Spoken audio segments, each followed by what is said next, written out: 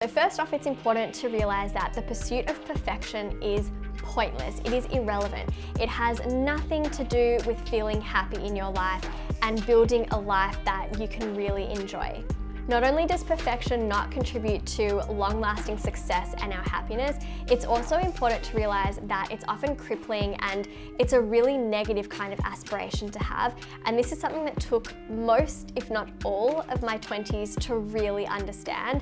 And I've even filmed a web series, Mindful, if you've seen it already. One of the episodes, I had the pleasure of speaking with a psychologist and filming that session where we talked all about perfection. It was actually a perfectionist workshop, and she broke down the definition of perfection and why it is that we have this tendency to feel like we need to achieve this gold standard of success that, if anything, doesn't actually exist. So you can be in search of excellence and you can be in search of achievements, but to be in search of perfection is not possible because it doesn't exist. So if you want to go and check out that video, I'll leave it as a link down below or a little clickable card up above, and I strongly suggest you watch it because I personally found it to be very beneficial.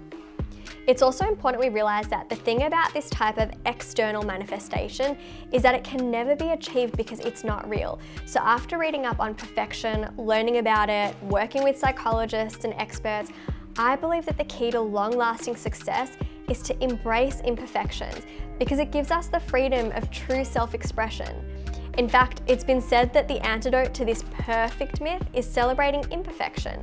It's the imperfections that foster human connection most.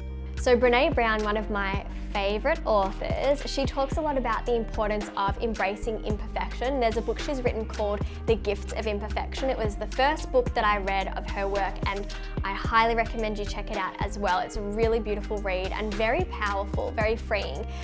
But not only do we need to embrace imperfection in order to be vulnerable and foster more human connection, embracing imperfection is actually a form of self-love and self-acceptance, and that's something that I'm really trying to practice more of in my life.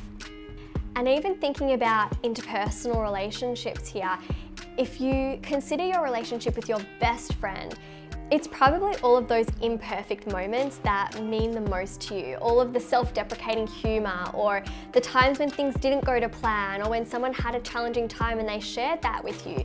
That's what builds that connection. So trying to be perfect, what's the point? We wouldn't expect our friends to be perfect. Why do we expect ourselves to be perfect?